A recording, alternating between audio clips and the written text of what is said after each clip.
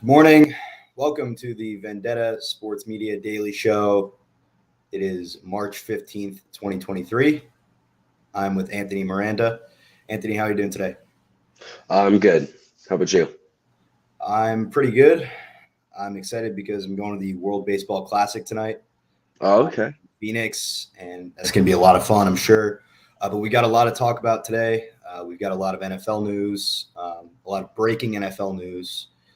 We're going to get into a little bit of March Madness later on, and we'll wrap up with the NBA. So we just wanted to start out with some breaking news and breaking at this moment. The Buffalo Bills are bringing back safety Jordan Poyer, according to Ian Rappaport of NFL Network. This just happened about 5 minutes ago. They lost Tremaine Edmonds. They weren't necessarily expected to bring back Poyer. They weren't doing great with cap, but they did restructure Josh Allen's contract and Von Miller's contract, and as well as Stephon Diggs' contract, so that they can make some extra cap room to bring back a guy like Poyer. And this is a pretty big addition for their defense, especially because they've been losing some key pieces. What do you think about the Poyer resigning? I like it. I think, what we're going to cover a little bit later about teams maybe not doing enough. There was actually going to be one of them, but that's a move that I like. If he's been with the franchise for a while, kind of know what you're getting with him, even though he may be getting a little older. But I think, yeah, it's perfect. Yeah, and he was a leader for that defense, no doubt. And it's an important move to bring him back. So, also breaking this morning that we're just getting our hands on here, Ezekiel Elliott has been cut from the Dallas Cowboys and also in the NFC East. Darius Slay has been cut from the Philadelphia Eagles. So those were two pretty big moves out of the NFC East this morning. Maybe two that were not as expected. Um, Slay was a guy that Philadelphia was losing a bunch of dudes already this offseason. We'll get into that a little bit later. You would think that they were going to expect to retain Slay, and when he asked for a trade, things were not looking great. They needed to restructure that deal, and Darius Slay and the Eagles couldn't come to terms on any money. So now Darius Slay is a free agent, and that's one of the more intriguing free agent cornerbacks now. So, what do you think about Slay? Yeah, I thought he was fantastic for the Eagles last year. I think he's one of the, not top corners, but I think he's a top 10 corner. Um, That's someone that you don't really want to see leave, especially how successful he was with you guys, and the Eagles had just came off a Super Bowl appearance. So I did see they re-signed James Bradbury though, so maybe they were fine with that. They thought their cornerback room was good enough. But kind of like you were saying, he's I'm excited to see where he goes because I think he's a difference maker wherever. Yeah, he's a guy that can get onto a team and make an impact right away. Obviously, not only will he probably join any team and become the cornerback one, but he's also a guy that can have an All Pro season any year, like we saw with Philadelphia last year. And he obviously spent the early part of his career in Detroit balling out with not much help around him. Um, and so another big NFC East move that we just touched on that we will go over a little bit here is Ezekiel Elliott. The Cowboys have cut Ezekiel Elliott. It was much rumored that they would try and restructure his contract, but like Darius Slay, it's not looking like that happened. And instead, that the Cowboys decided that the best course of action was to cut Elliott to save some money. And they signed Tony Pollard to the franchise tag, did not give him a contract. But so they do. They are losing out on Zeke. He's a good locker room guy. He's been a Cowboy for forever. Was drafted fourth overall by the team, and it's going to be weird to see Ezekiel Elliott in a different uniform. Yeah, I think this one I feel like it's been talked about for a while. Like people have been wanting Tony Pollard to get more touches, and I feel like you kind of saw it really happen last year. But I still like Zeke. I'm a big Zeke fan, and it is going to be weird not seeing him in a Cowboys jersey. But um and it's also weird, I would assume if they would lock up Pollard, but they franchise tagged him. So I don't know. I just think that's really interesting. But yeah, I'm excited to see I'm also excited to see new scenery for Zeke, get him in a new system, maybe a new offensive coordinator, new offense, and just see what he can do. Because regardless, though, he also is still one of the best blocking running backs in the league, so you can always use that.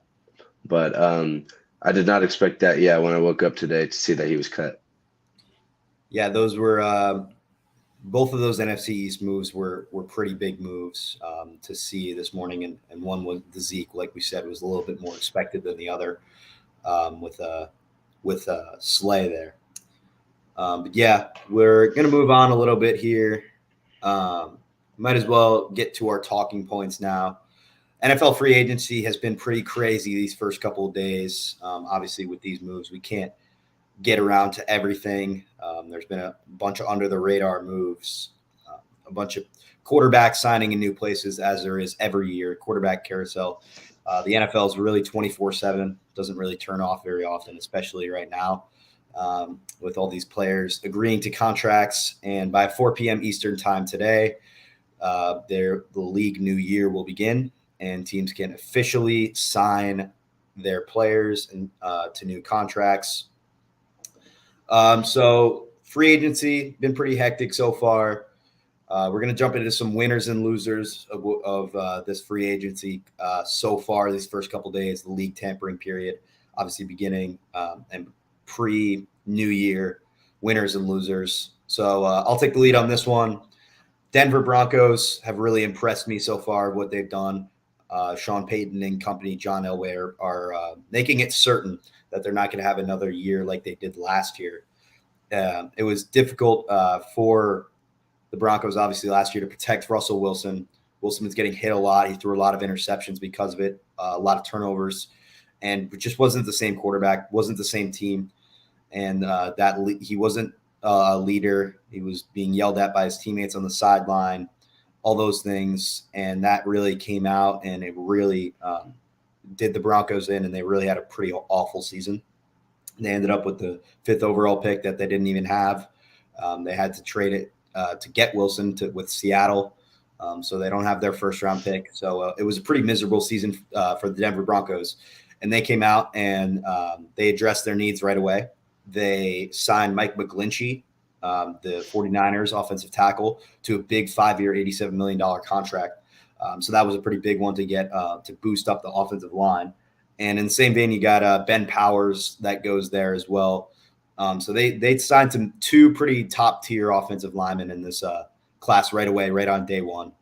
So the Broncos made it clear what they were doing, and those were really two really good pickups that I liked. They also got Zach Allen, who's a sneaky, really good defensive end from the Arizona Cardinals. He had a great year last year. And they signed him through a 3-year, $47 million contract. So just getting depth kind of across the board. They got Jared Stidham to back up Wilson, and they even signed Samaje Perine in case they have another running back issue like they did last season. And their offense was obviously awful last year. And these moves that they made were pretty good for the Broncos. Yeah, I agree. I really like what the Broncos are doing as well. I think especially you spend all this capital to get Wilson, and then just immediately, I think maybe the play digressed a little bit too. I'm not gonna completely just not look at that, but I think there was two problems. I think Nathaniel Hackett was a big one, and I think the offensive line was a big one. So, because I still think Russ has got it in him. Sure, maybe you're not getting obviously you're not getting prime like Seahawks years, but I think he's still got some. But I think the addressing the offensive line is the best way to go about that, and even help him in that way too, get back to where he was, and also getting Sean Payton. But so I just saw that Samaje Perine too when you were saying that. I like that too. Samaje Perine is kind of doing his thing in Cincinnati, but I will admit I'm not fully back in NFL mode yet. But I will say I was just looking. I'm a Steelers fan. I don't know if we're not necessarily grabbing top names, but at least the positions we're filling, I'm pretty happy with so far. We addressed offensive line. I haven't been able to find the name again, but I know we signed someone for 3 years. We got Patrick Peterson, which it's a good locker room guy for sure, veteran. I think he can help with, especially because I'm hope we draft a corner this year, so that's a huge help for a rookie corner to have someone like Pat Pete in the locker room, and he actually played pretty well with Minnesota last year. And then we just drafted, oh, or not drafted, sorry, we just signed Corey Holcomb, another linebacker. We've had linebacker depth issues, so I was happy with that too. So while we're not given like the biggest names right now, at least the positions that we are filling are I think we're filling needs. We haven't really overspent, or not maybe overspent, but got anyone for like no reason necessarily. Like we're hitting all the points right now. And that's kind of what the Steelers do. They're Hmm. not going to be the team that goes out unless they're one piece away, which they're not really that yet. They still have holes to fill, and even though they did go on a nice little run at the end of last year to get to the Mike Tomlin 500 level, Yeah. uh, they uh, they were they were not that good of a football team last year, realistically. So they did need to improve, like you said, with those middle linebacker issues and a little bit of depth around the safeties and secondary. And Pat Pete is a good pickup as well. They re-signed Devontae Casey, so hopefully That was they can help. Hopefully they can get a healthy season out of him. Yeah, and just improving the defense for the Steelers. So I'm liking what they're doing, and I think there's really only been one clear loser of free agency so far. I mean, you can argue that other teams are losers by default, just because they're not really attacking, they're not really going after hmm that much. Um, but no team has lost more than the Philadelphia Eagles have. They really have lost just about everything on their defense, every level of secondary. They still have a bunch of free agents that are still out there. They lost Javon Hargrave, San Francisco. Um, and also on that defense, you lost TJ Edwards and you lost Marcus Epps and Kaiser White. So those are four guys that are already on all levels of the defense, secondary, linebacker, and defensive tackle. Dudes that will make your team way better and are the reason why Philadelphia was able to reach the Super Bowl last season and be as dominant as they were. It's because they had so much depth at so many places, and losing it's pretty painful for them. But they were able to get James Bradbury back on a 3-year contract, and as well as Jason Kelsey, who is obviously one of the best people in the NFL, but not only one of the best people, one of the best captains, and one of the guys you really want on your football team. So they were able to bring Kelsey back as well. And obviously, the news this morning of them losing Slay. These are the Phillies in a tough spot now because they've lost a lot of guys, and they're going to have to rebound pretty soon here, either in the draft or in the rest of free agency. They don't have a ton of money to spend, obviously, because they would have loved to bring all these guys back, but they probably weren't going to pay the price tag that Javon Hargrave ended up getting. Um, Same goes. Well, they could have afforded T.J. Edwards, but they decided to pass on him, and he ends up going to Chicago. But yeah, that's got to be my biggest loser so far. Yeah, I agree, especially because just because like no, all those names jump off the screen to you like if you're seeing oh they signed him, but it's just the fact that it works so well as a core for the Eagles and they just played fantastically together. And like you said, I mean, yeah, it's just you're losing too much on and yeah, too many levels of the defense. But and even though I mean, I like James Bradbury. I thought he played well. I'm glad he got his another shot after the Giants and stuff. So I liked him. I don't know if wonder if they still sign. Has CJ Gardner Johnson went anywhere? Yeah. No, Gardner Johnson's still a free agent right now.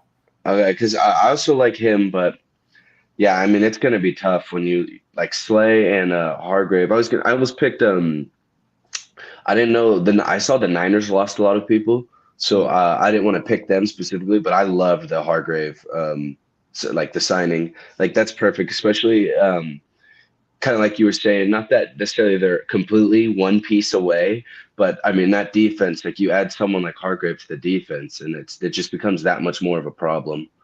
Um, but yeah, I think that and they did have, we'll see. This might free up some time for Nakobe Dean and others. And it seems like so far, they've been pretty good in the draft, defensively the last couple of years, but I don't know. It's like they're hemorrhaging players right now for a team that just went to the Super Bowl, and that's not necessarily what you want to see. And then if I did just throw a quick one, like I was going to say earlier, um, team that I wanted to see do more, kind of, even though they might not necessarily be a loser, was the Bills. I guess they're restructuring a lot of the main contracts, like you said, but for a team that just can't seem to get over the hump, I don't know if free agent acquisition would be the thing to do it, or if it just comes down to play during playoff time. But it's just a team where you consistently are a top team and then can't get over the hump. Maybe you got to add someone is just what I would think I'd want to see. But Yeah, as a Buffalo fan, you definitely want to see them add somebody after the way that it's gone these last couple of seasons. Losing in the playoffs is never a good fate, especially when you do it multiple times in a row. You'd think that they would want to go after a big free agent target, and they really haven't done much until this morning. Really, when they got Jordan Poyer, that's an offseason defining move right there. So you're really happy if you're a Buffalo fan to get him back. They also got Connor McGovern to be maybe a depth guy, and if a guard gets hurt, okay. the tackle gets hurt, he'll be like a sixth lineman probably. So you could slide McGovern in, but they didn't do much else besides that, and they let Edmonds walk. And the Bills have kind of been restructuring contracts to free up cap. They've been in a pretty bad place with their cap space, so it was tough to lose Edmonds. That will sting for a little while here. But they're going to have to rebound and hopefully address some of these positions at the draft. And to go off what you were saying about teams that didn't really do that much, I had Minnesota on my teams of people that didn't really do that much. Kind of disappointing.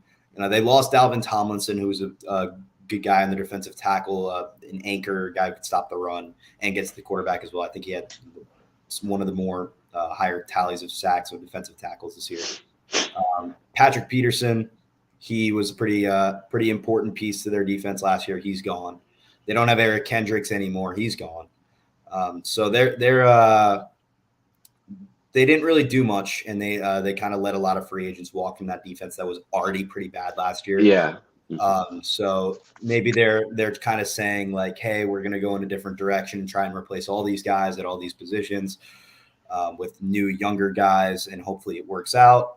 Or they're kind of releasing these guys just to release them, which is kind of perplexing as well.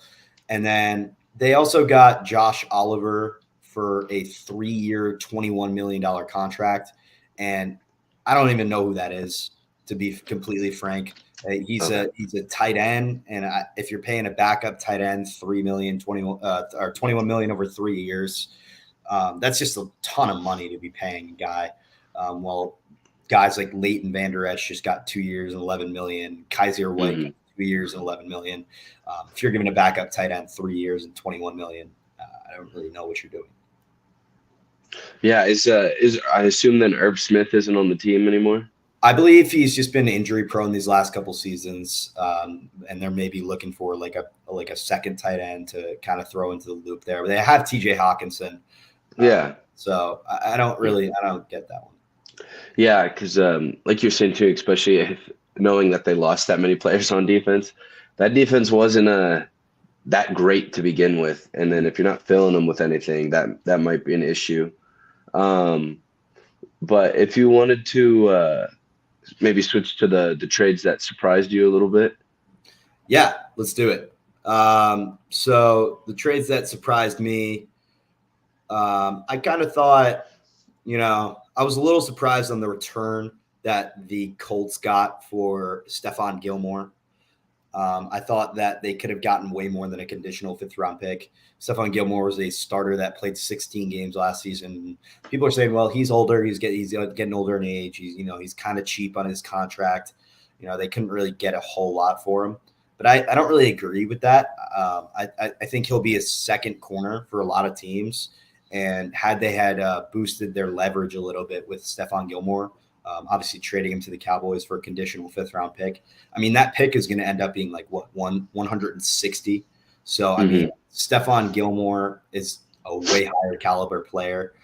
than 160. But yeah, that was probably the biggest trade that surprised me up to this point. Especially, do you remember before he went to the Colts, or maybe even when he went to the Panthers, was that a trade or was that a free agent signing? I believe he signed with the Panthers originally. Okay. Oh no, excuse me. Actually, he was traded to Carolina, and then after this season with Carolina, he signed a 2-year, $20 million contract with the Colts. And then Okay. he played his first. He played out his first season with the Colts. He's due to make $7 million this year from the Cowboys. It'll be the last year of his contract. Because I mean, obviously, he went from top cornerback to a bit, fell off a little bit. But then I thought last year he played himself not ever up to that upper echelon that he was at when he was arguably the best cornerback. But yeah, I thought I thought he had a good year. And you would think you'd see a little bit more than a fifth round pick. I agree with that. Just the one that surprised me was just the Darren Waller to the Giants. I didn't think the Raiders would let him go. Not that I mean a tight end's a cornerstone necessarily, but I just thought that was someone that was with this recent regime of Las Vegas Raiders. I thought he was kind of a staple of that, and I thought him and Devontae Adams was still a good duo because I don't know the other receivers. I think they signed Jacoby Myers, but I mean those are the first two options. So it was just weird. And then looking at it but I don't know if you've seen the whole like Kelsey Plum, they got married and then trade him thing. But I've never heard. I don't know what you're talking about.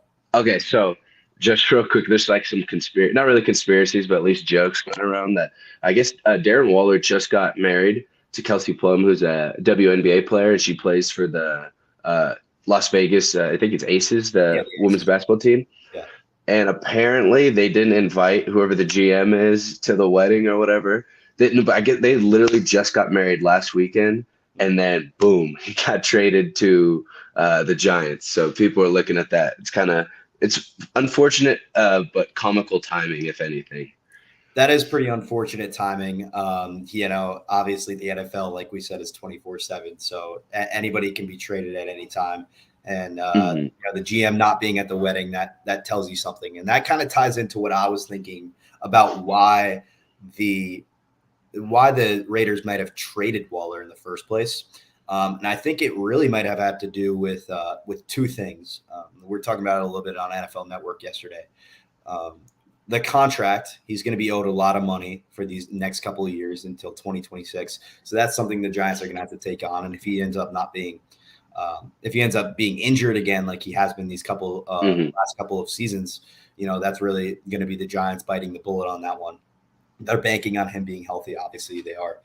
Whenever you trade somebody, you're banking on that. And also the Derek Carr situation. Maybe he didn't love the way that they treated Derek Carr on his way out, and the whole past season with Carr. I think it tells us something that it really tells us something that he was, he was traded this early in the offseason. It's almost like the Raiders that was kind of on their checklist of things to do. They got a third round pick is an okay return. I wouldn't Mhm. say like I'm not jumping out of the gym with that if I'm a Raiders fan. Like I'm not saying that's amazing. I'm not saying I'm really excited about a third round pick, but it's a third round pick done the same, and it could be a really good player. But it's the same third round pick that New York got from the Kadarius Toney trade. So they traded Toney in midseason last year, ended up winning the Super Bowl with the Chiefs, and the Giants get a third and a sixth out of that, and the third that they get ends up with Vegas now, and the Giants get Darren Waller out of it. So some nice GMing there by Joe Shane. He was able to basically flip Kadarius Toney, a guy that didn't want to be in New York, for a guy like Darren Waller, which could end up being huge. I also think too, it's interesting that I'd say one of the weak spots of these past New York Giants teams are the wide receiving core. And maybe they still haven't. Maybe hopefully they could draft one. I know Wan'Dale Robinson got injured last year, and then like you said, Toney.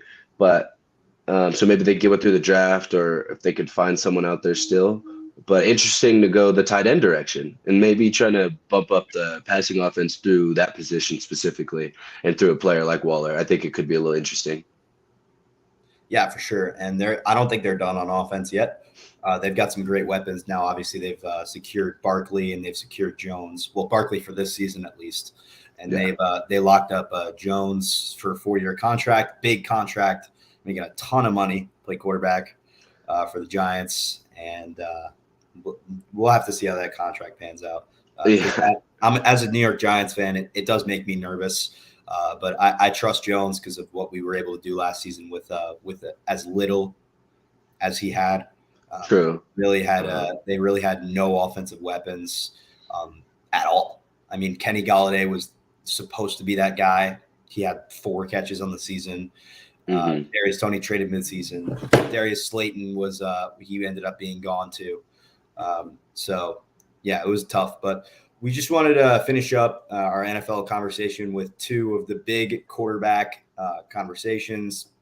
We've got Lamar Jackson a little bit. We'll talk a little bit about him, and we'll dive into a little bit about Aaron Rodgers as well. So Lamar Jackson, we'll start out with that. He won't hire his own agent. He apparently wants $1 more guaranteed than Deshaun Watson got.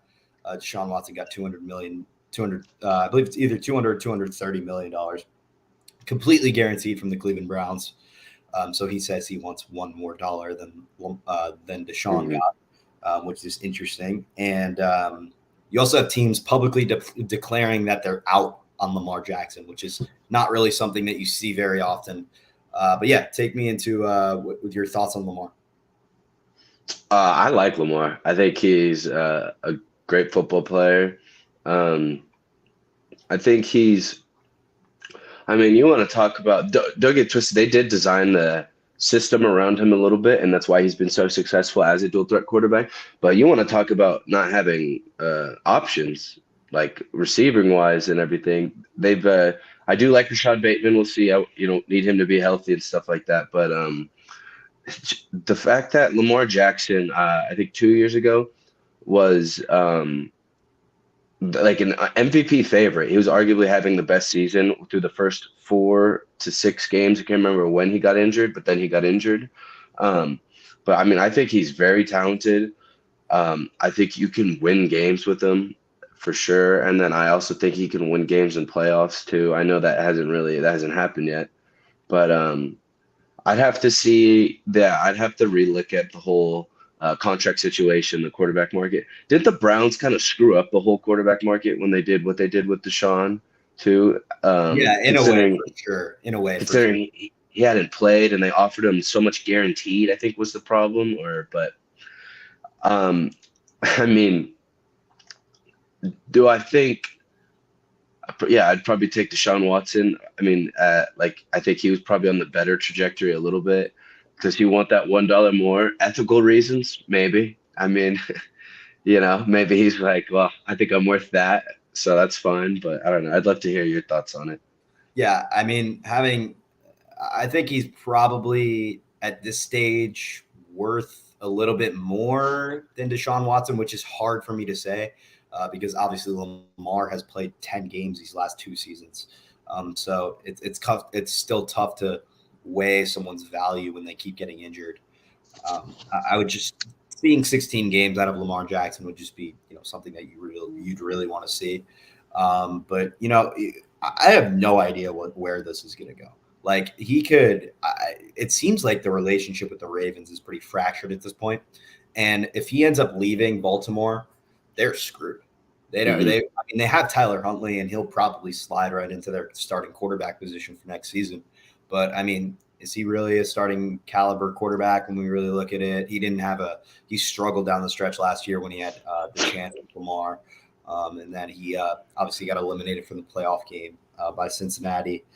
And so I don't know. Lamar's it's a very touchy subject. I think he'll get paid by somebody.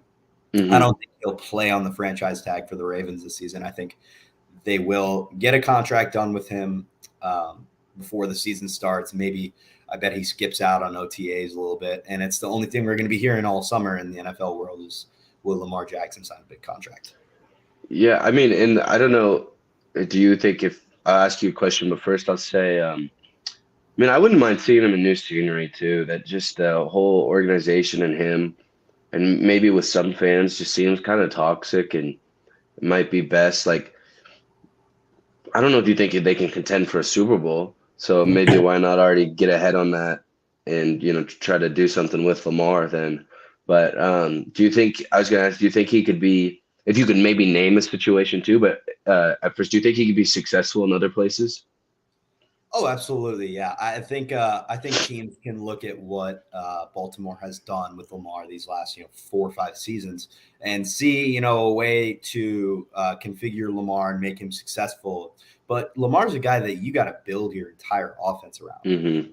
Hmm. So it'd be tough right now for a team to have success. I think in the first season of having Lamar, like if a team were to go out and get Lamar Jackson right now in free agency, I think that they would have probably a tough start to their marriage with Lamar because of it does take a full effort to build an offense around Lamar Jackson. You have to scheme him, and if you can't scheme him, then he's probably not going to be successful. So he's got to be able to run the ball and throw the ball efficiently and but he's not a guy like Jalen Hurts where he's just going to throw the ball 35 times a game or some of these other running quarterbacks. Like he's going to run probably 15, 20 times a game. So Hmm. you have to really factor that into your offense. And if there's a situation right now, man, if I had to pick anybody for Lamar to go to, that's not um, that's not the Baltimore Ravens. I would think he probably could end up with a team like Atlanta. I think they That's what I have was just thinking. Uh-huh. Yeah, I think they actually have a lot of good pass protection. Their running game hasn't been good these last couple of years, but I mean, all a running back does. I'm pairing him up with Cordero Patterson in the backfield. That'd be kind of a cool combination. You have two freak athletes at your running back Hmm. and quarterback. Those are two dudes that can run wild in that kind of a power run scheme. They probably go need to get like a fullback and then maybe like upgrade their tight ends. They've got Kyle Pitts, but they would probably want to go get another blocking tight end, kind of similar to what Baltimore does. But if there was one situation that I would think could fit Lamar, it's down there in Atlanta. But at the same time, right now, the best fit for Lamar is obviously still Baltimore. Hmm. That's what I was just thinking too. The type of quarterback he is, a little bit. It's kind of tough to. I feel like a lot of times if there's a situation to go to, it's because they're a lower team in the league and they got a lot of issues. And I don't know if Lamar Jackson's necessarily the best quarterback for a team like that. But then I was kind of going through, and I don't know. I seemed like the Falcons seem kind of good to me too. That'd be interesting. But yeah, I agree. We'll see where this goes. Um, I mean, I like him with the Ravens. So. Yeah, I think that's where he can make the most impact for these next couple of years. And as a fan, that's where I would like to see him end up. But yeah, we'll wrap up the Lamar talk for a little bit, and then we'll get to our last NFL point here, and then we'll move on to a little bit of March Madness and a little bit of NBA as well. So Aaron Rodgers, it's been a weird sequence of events for Rodgers. It seems like he's dead set on being a New York Jet. He's even given the Jets, per Diana Rossini's reports with ESPN, he's even given the Jets a wish list of players that he wants. That wish list includes Alan Lazard, Randall Cobb, Mercedes Lewis, and Odell Beckham Jr., which is an interesting one to finish it off. And it's just bizarre, man. Like you don't see this. You don't see a player asking for a wish list for a team that he's not even on. You would think you'd want him to wait and then do it, then ask for the wish list once he's there. If he gets Uh-huh. traded there, I mean, imagine the Packers go out or the Jets go out and they get all these players. Lazard, they've already signed Lazard to a 4-year, $44 million contract. They go out and they get Lazard, they get Beckham. Imagine they pay Beckham $20 million a year, and then Rodgers' deal falls through. So, what do you think about the whole situation with Rodgers and the Jets? I agree with that same concern, but real quick, breaking news. I think this was when we were talking about Lamar, but it says Aaron Rodgers tells the Pat McAfee show that he intends to play for the Jets as Packers work out a trade. Okay. So Yep. kind of like you were saying, it really seems like he wants to be there and stuff. And so I would say I don't mind. I always love seeing players have a lot of agency. I don't really care for owners and like all that stuff. So I'd rather see players get what they want. So I like what happens in the NBA a lot. Although sure, it can maybe go a bit too far, but then again, I'd take players having more agency going too far than owners having agency and taking advantage and doing and going too far with players. But Right. I don't know. Yeah, I think I guess he wants to be the Jets. That's another star quarterback in the AFC now. Um, the wish list is also. Bro wants Alan Lazard and I mean I'll take Randall Cobb, that's his homie. But I mean even OBJ, it's like he's Garrett Wilson already.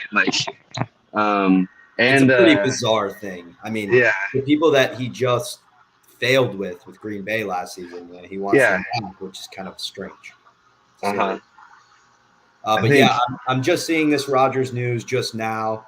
Yeah, we do have a break news. He was on the Pat McAfee show this morning, and he announced that he is heading to Green Bay, or heading from Green Bay to New York.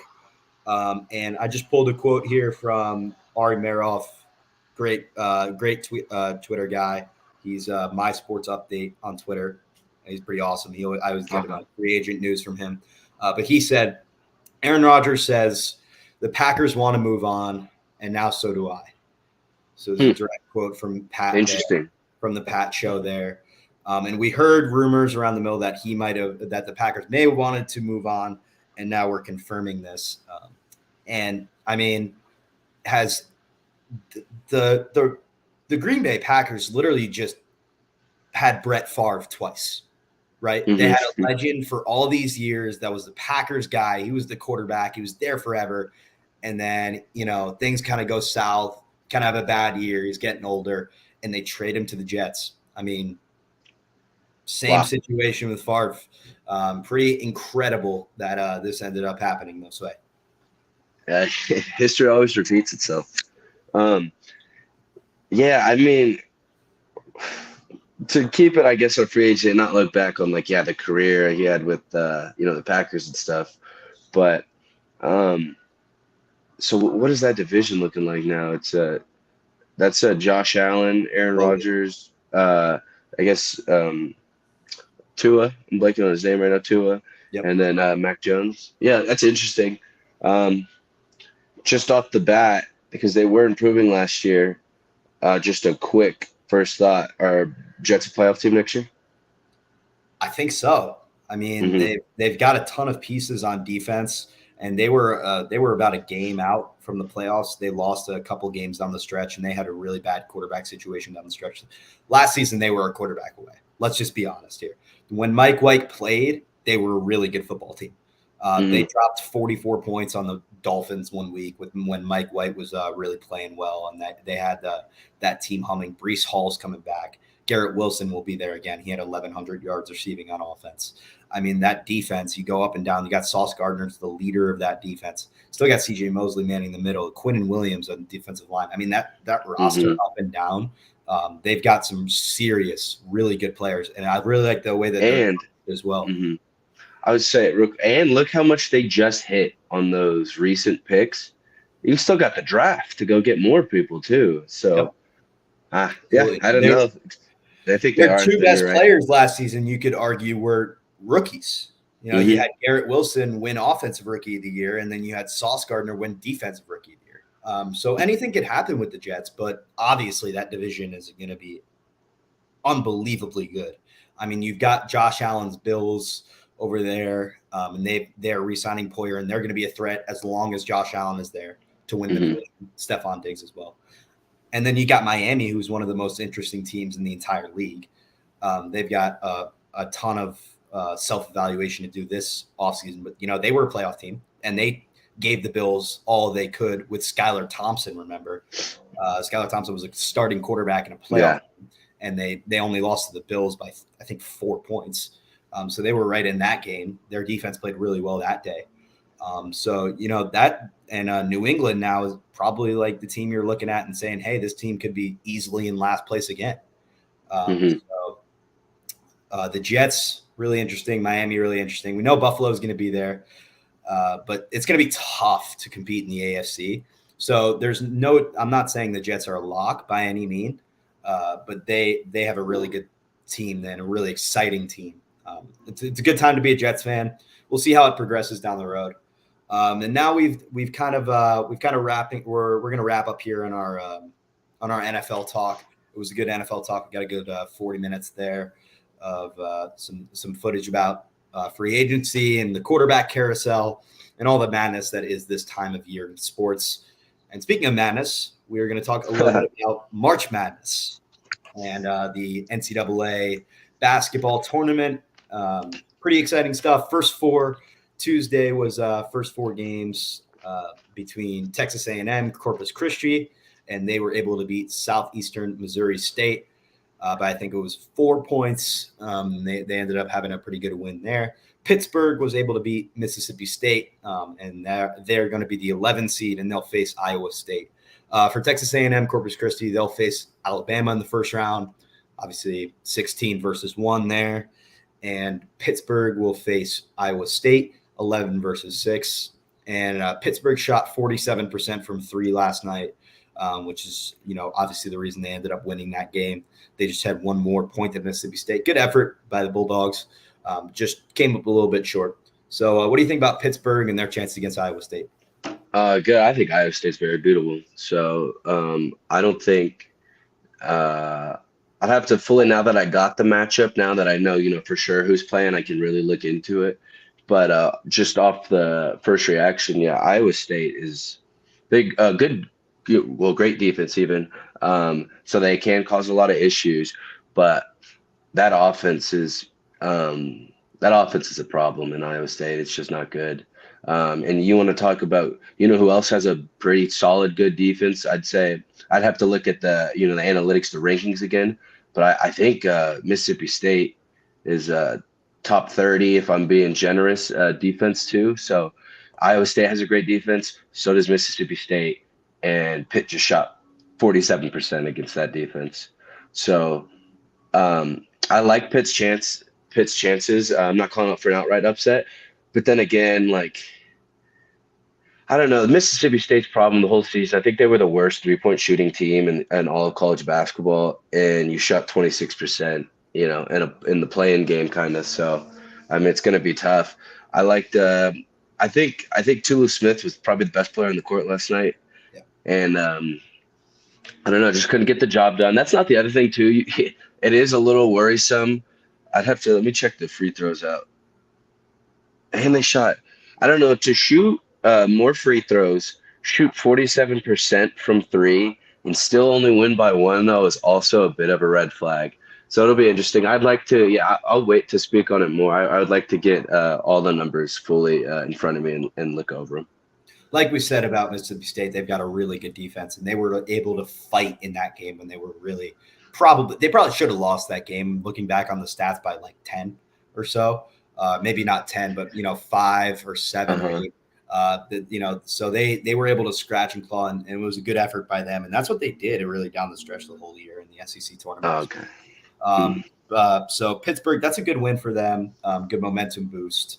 But they need to. They've got a tough matchup now with Iowa State. Like we said, very similar team to Mississippi State.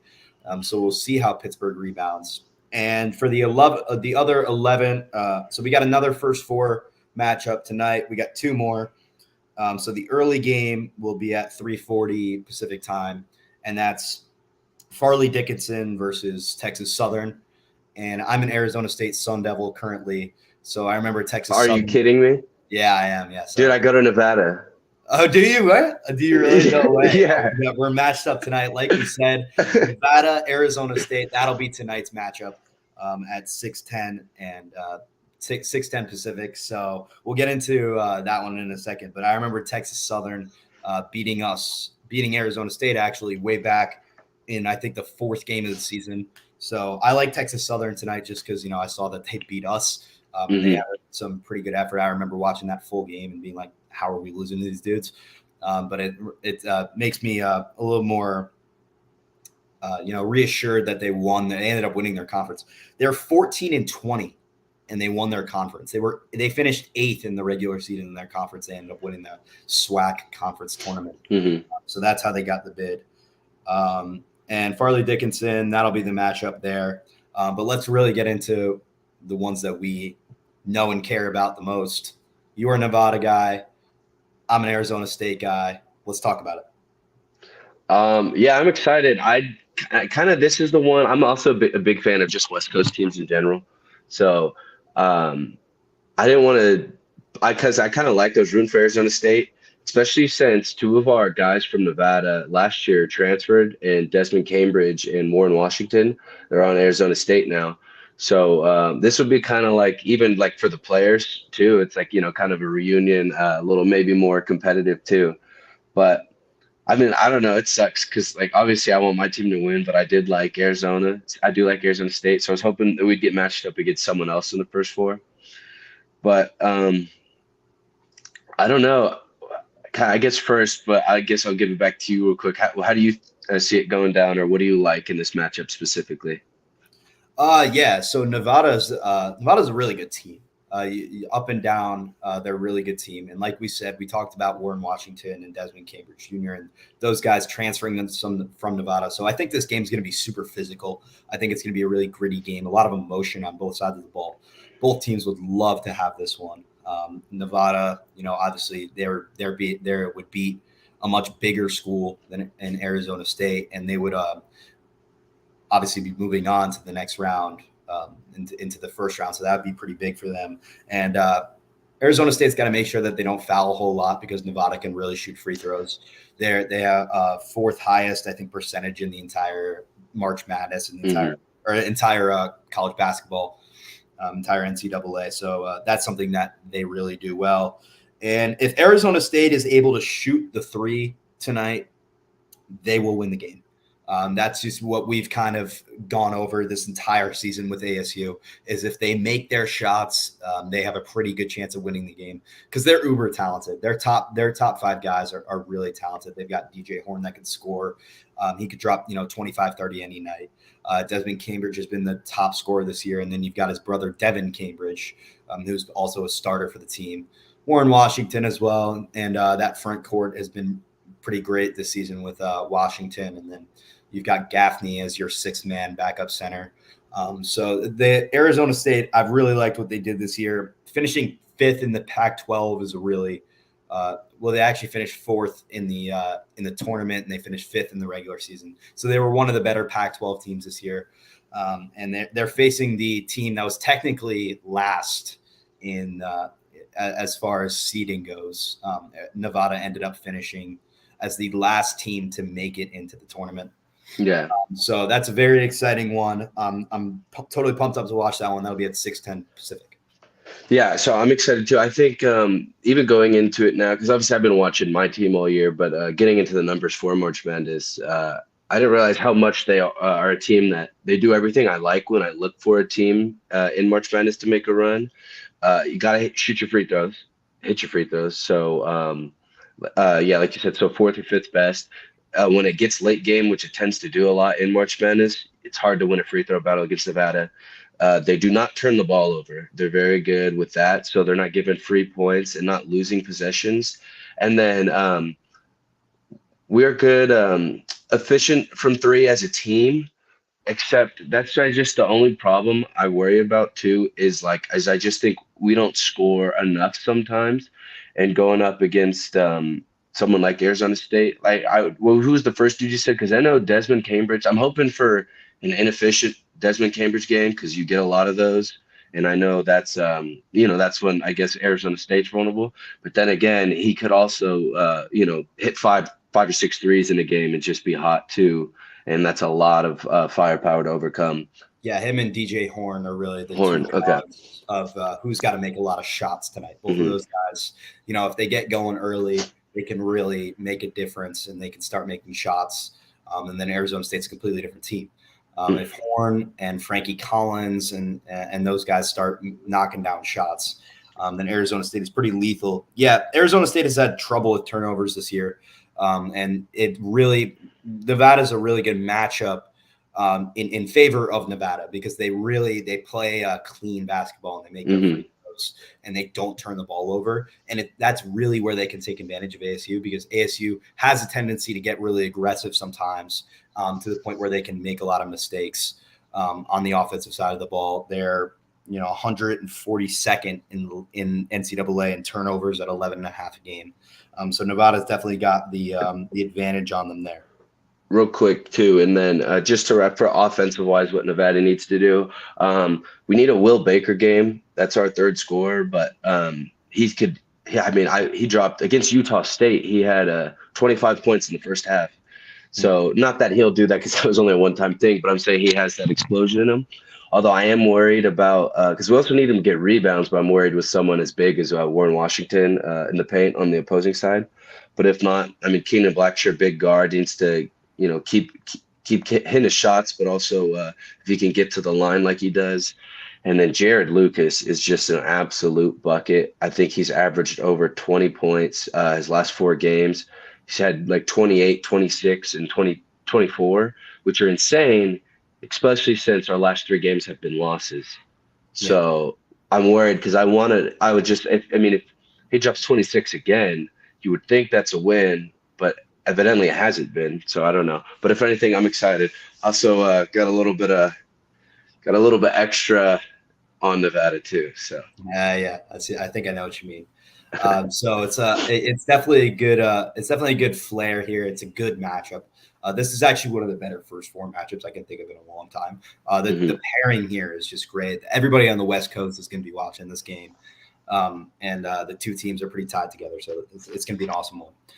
And yeah, like we said, Nevada is shooting the ball really well, but that hasn't really translated to winning the game, which is obviously the main goal in the first place. They're scoring. They have individual players scoring, but they just haven't been able to climb the hump. So moving on to some of these first-round matchups, I just want to hear from you what you think is going to be a first-round upset. I am, and also which first-round games are you most excited for going into this tournament? Okay, I will say I was not too thrilled with the seeding this year. I thought, and maybe this is my fault for kind of, it's just unfortunate. Maybe certain teams got matched up against each other, like certain teams that I kind of like. But I thought they overseeded and underseeded quite a few teams this year. And so this is really one of the first years. There's not a single upset pick I love. Like I don't have a put all my money in type upset pick. Obviously, I guess if you want to start off with 5-12s, like people take Charleston and think that 30 wins this year, shoot a whole lot of threes. But maybe it's because I'm Mountain West. I'm a big San Diego State guy. The analytics are big on San Diego State too. They're one of the better teams. Let me see with the other 5-12. Like you have Oral Roberts, and they've done damage before. Duke's probably one of the hottest teams in the country right now, and they're all healthy. National championship. Yeah, I have them going far too. So there's another 12. Next one, Drake Miami's a good one, especially if Miami's big doesn't play. There could be a good potential upset right there. But even I think Miami made a deep run last year. They still got Wong. It's their defense is honestly an issue, but they do have one of the better offenses. So I think that'd be one of mine. And then I know a lot of people like taking VCU, another 5-12. Once again, big St. Mary's guy though. So like I can't check the analytics again. That's another team that is consistently across all of these, Ken Palm and all these databases, the analytics, that's top 15 most of the time, top 20, I'd say. So wouldn't feel comfortable doing that. I'd say one that I do like though, I like Kent State, Indiana. I kind of think Indiana's pretty inconsistent, although I do feel a little concerned picking. I think Tracy Jackson Davis might be the best player in college basketball. He's for sure up there. I actually would have a couple people over him, but you got someone that good on your team. It's tough to pick against them, but I really like Kent State's defense and how they harass people. And then 2 more, I'll just quick one, see if you even like these, but you could talk about them more. Tennessee without the point guard, Sakai Ziegler. Don't know much about the Cajuns. I don't really like Louisiana like that. I just think Tennessee's pretty vulnerable, but then again, I think they're probably good enough to get 1 dub. And then Virginia, another team I don't like, but I'm not super in love with Furman, so probably once again could maybe get 1 dub. Yeah, the seeding is really difficult this year, like we talked about. It's really tough this year. They've matched up a lot of people. I was surprised that Tennessee is a higher seed than Duke. I was Hmm. surprised with a couple other things. I was surprised that Miami's a 5 seed. I mean, they had a really strong year, but to make them a 5 seed was kind of ridiculous in my opinion. Uh-huh. And especially they might not be without their big man, like which we have to factor in. It's tough. But I did on my upsets. I agree with you. The number one upset that I have is Kent State over Indiana. Okay, I like it then. Indiana is 4-4 in their last 8 games, and their efficiency goes down like crazy when they're away from home. Okay. So obviously March Madness, everybody's away from home. So Hmm. we'll have to see how that really plays out. I don't know if you could factor that in that much. Like we Uh-huh. said, Jackson Davis is a really good basketball player. So yeah, for Kent State, I think they have a really good chance. They have a really good defense, and their team is also old. Their starting five is experienced, and another team like that, which we talked about a little earlier too, was Drake and Miami. Drake's average team age is like 23 years old. So Hmm. they're a really old squad, and they have a lot of experience, a lot of seniors. And Norchard Omier, the big man for Miami, might not be there. He's probably an NBA caliber player, and he's one of the leaders on their team. So yeah, those are probably the two that I would say I like the most. Okay. Yeah, this is a tough year to pick upsets. Usually there are some upsets that kind of rear their like you kind of think that they're going to happen, and then there's always the 5-12 upsets every year. So where we're going to get the 5-12s, and we're going to get the 4-13s. And just moving on, my favorite first round matchup amongst the teams. What game I think is going to be awesome, goes down the stretch, may go to overtime, and that's going to be Penn State versus Texas A&M. I Yeah. love that matchup. Those two teams are super fun. They could also they're teams that can both get hot and make a really strong run down the stretch.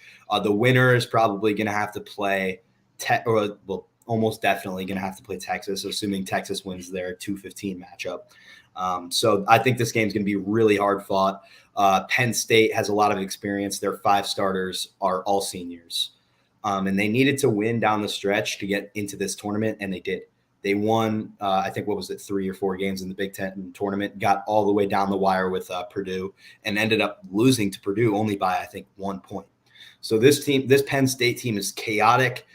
They're special. They're experienced, and they're another team that I really like to get a 10-7 upset. Uh-huh. I like that game too. I think it's gonna be a lot of fun. But going back real quick too, Texas A&M, great year, beats Bama to finish it, goes in the SEC tournament, and then loses to Bama in the championship, 7 seed. It's Yeah. like I think so. I'll say some just to hit on a couple quick ones. I think Missouri, Utah State. That's another fun 7-10 Mhm. one. Yep. Missouri, I like a lot of offense. Kobe Brown he's so much fun to watch. So it's like he plays the 5, but he's the main scorer and stuff, and he could shoot Yep. for Missouri. And then Utah State analytically is actually one of the top teams right now. Their offense is one of the best in college basketball. Stephen Ashworth, phenomenal shooter. So as a running as a guard, so that should be a fun one. A lot of offense. This is talking about the seeding again, but it should be a lot of fun. Is the Memphis versus FAU? Memphis should probably be lower, and FAU should definitely not be a 9 seed after winning 30 games. They're probably my favorite mid major, but it sucks they got to go against Memphis, who just won the AAC with their 2 guards like dropping like 40 points combined. So that should be another fun one. And then last one. This is kind of premature, but I think that we'll see who wins this ASU Nevada game. Talking about this 12 seeds and past tournaments, these 11 seeds have been making Sweet 16 runs. While not to get too ahead of myself, one of these teams would have to see Gonzaga next. It's not what you want to see. Then again, Gonzaga, terrible. I could say terrible defense. Bad defense for a contending team. So they might also be beatable. Yeah. But and for Arizona, Nevada versus TCU, that should be a lot of fun. And I think that is a winnable matchup as well for either of those teams.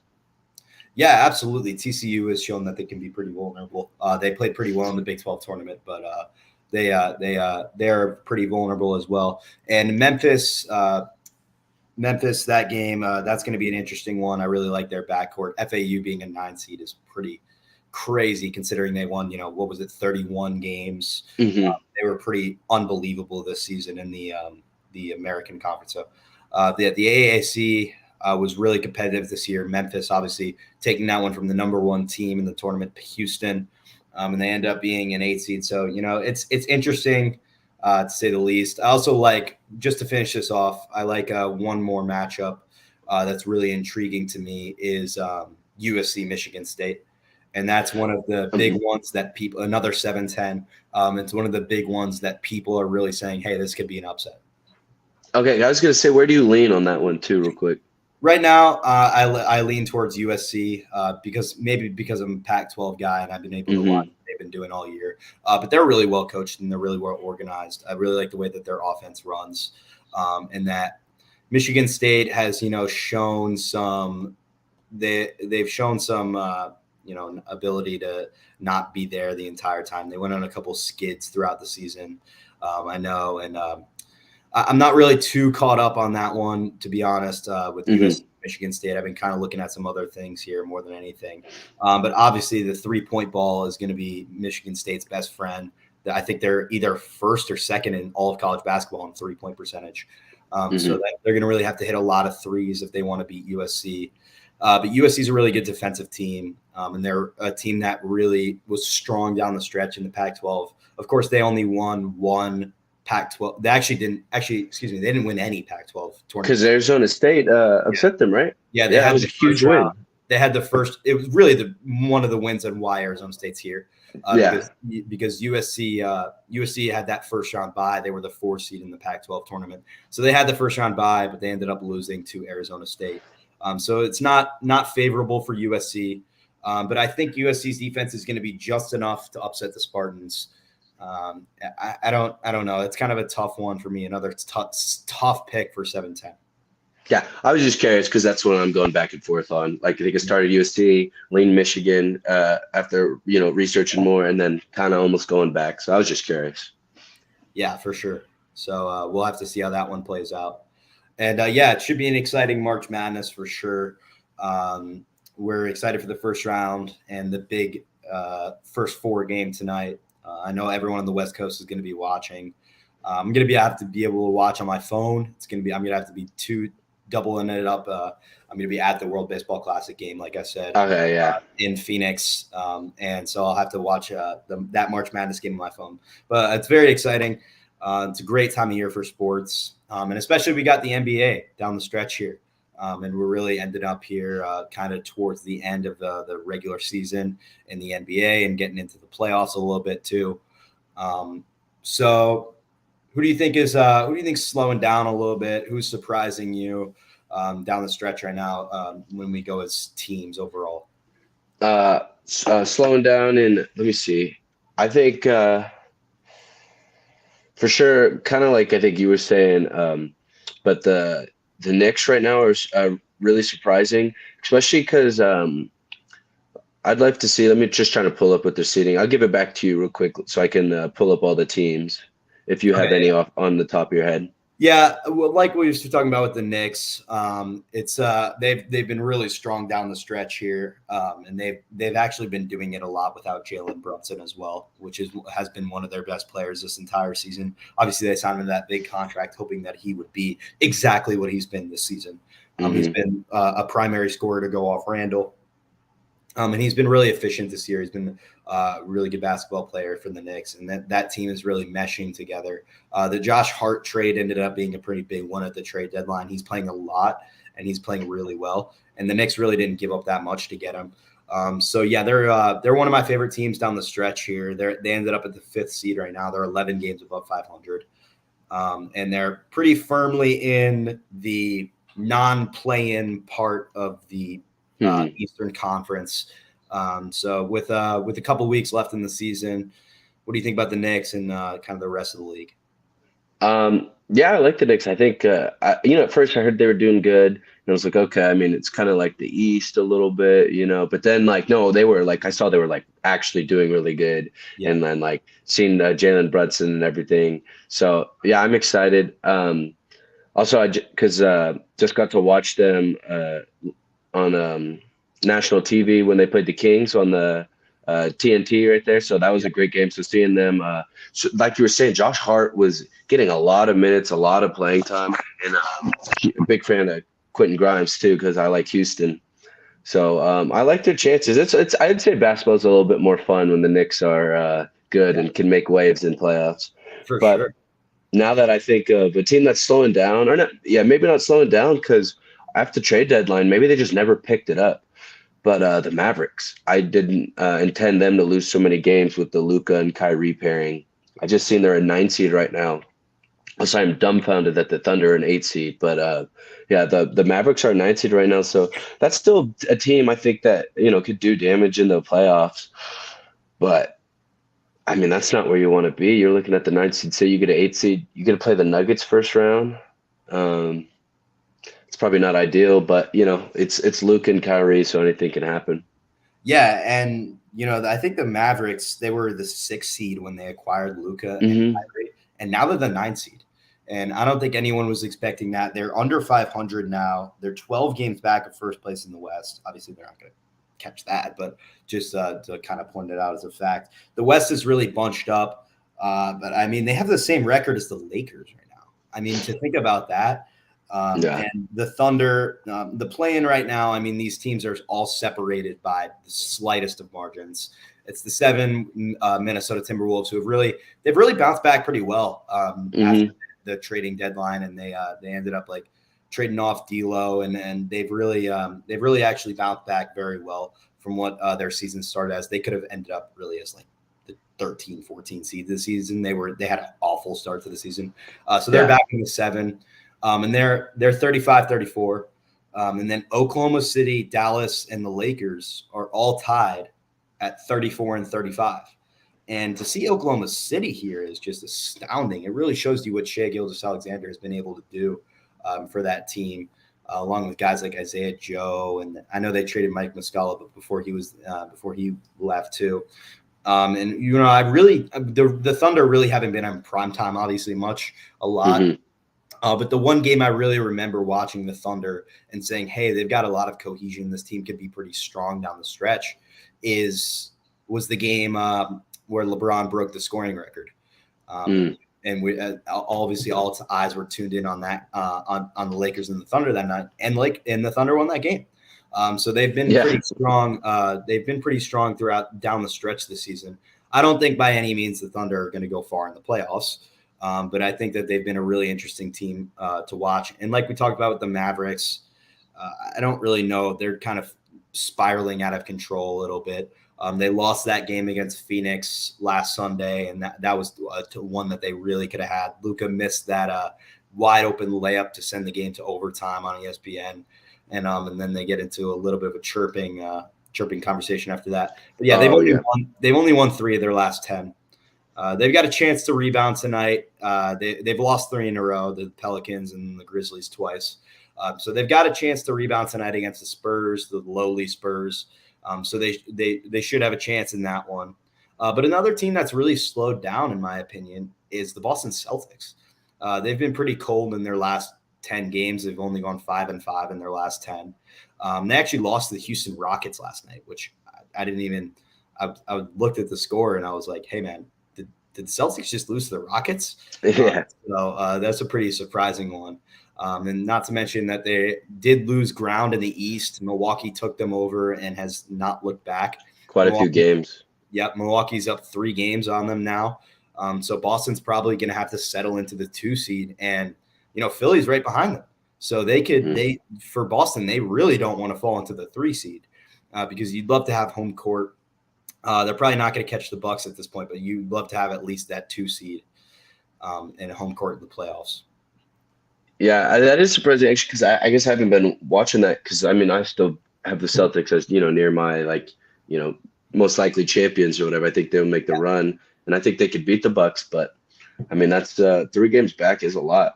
I'll say, I guess, one last thing to give a shout out to a team that's hot, only because that's my favorite team and I'm from there. And I say this every podcast, but Sacramento Kings. I think we had only lost 1 game since the trade deadline before we just dropped a game to the Bucks in the last one. So we're 8-2 in the last 10. We got our 40 wins, which some of our fans claimed.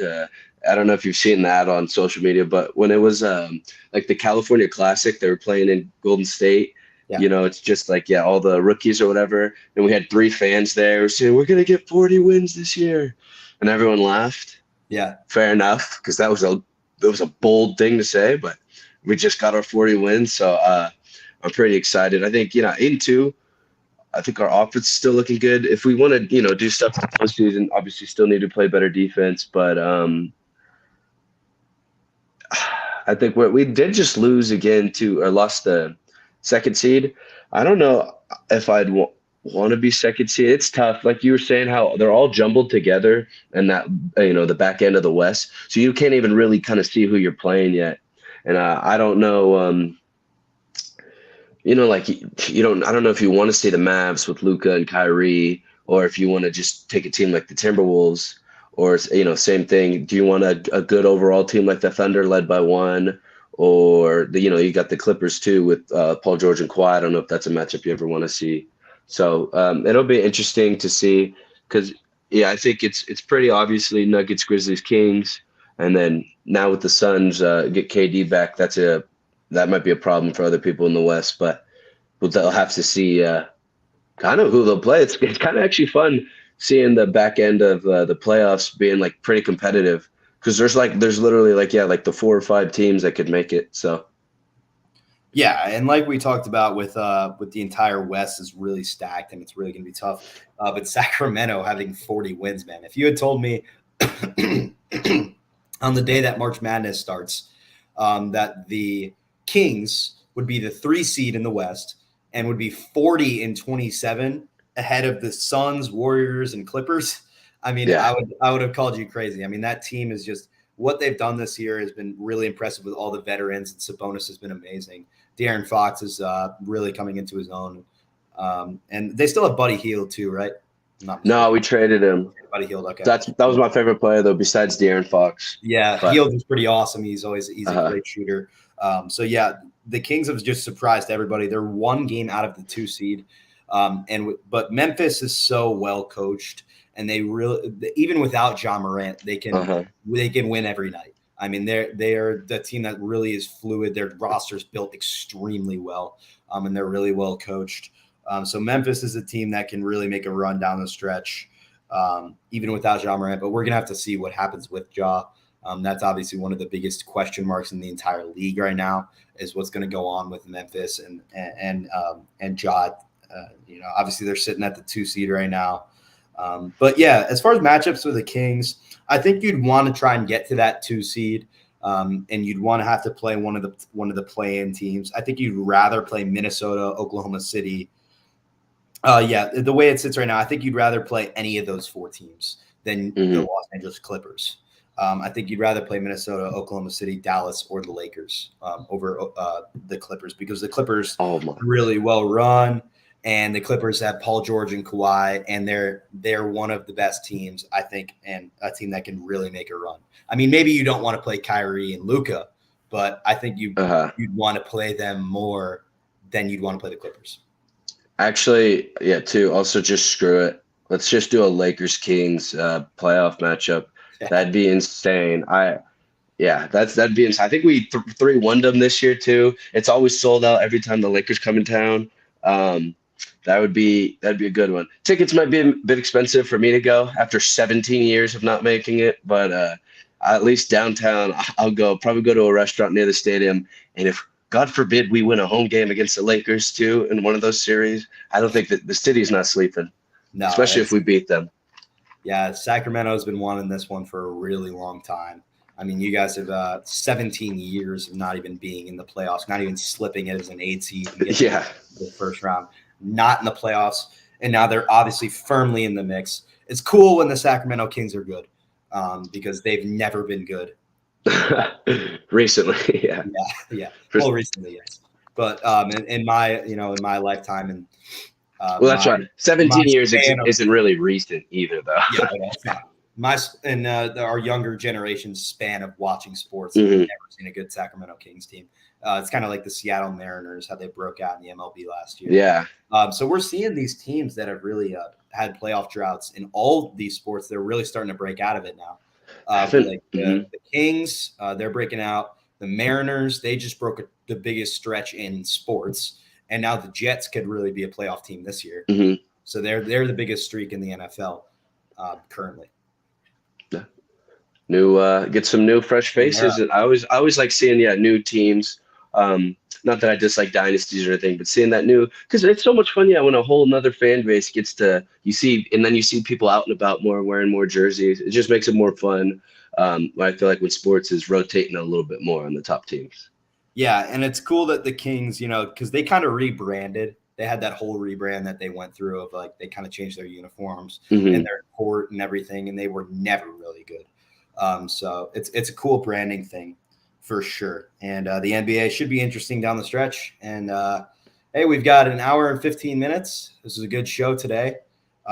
Is there anything else you want to wrap up with, or?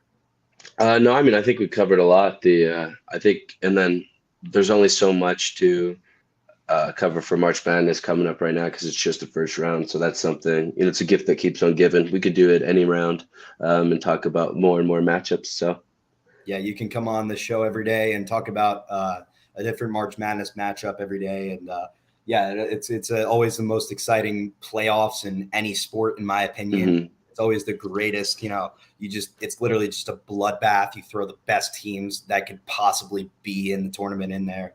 And like we said, for both of our teams, first four teams have a chance. UCLA made the Final Four as the first four team in 2021. So it can really happen for anyone. Hmm. I guess I would say one, or as one question, or sorry, one quick question, real quick, is did you said you had Duke? I want to get the winners real quick. Just Yeah. one. Duke, you got a Duke winning it all? So I have Duke. I have Duke making a run. I think they're going to beat Purdue. I think they're going to beat Alabama, and I think they're going to get really far in the tournament. They're going to have to beat a lot of really good teams to get there, and then they're going to have to beat. I think they're going to avoid Arizona because I think Alabama is going to beat Arizona in the Elite Eight.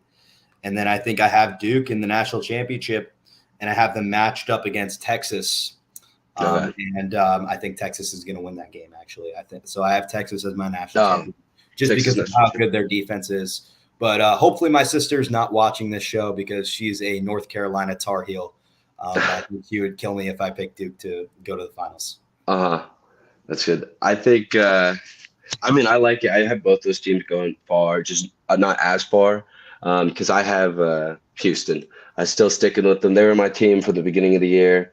I think they've shown it all year, and then hopefully, yes, we'll see with Sasser, his health, but I'm gonna Yeah. stick with them. And then Bama was another one of my teams. I had picked from the beginning of the year. Once again, they showed it all year.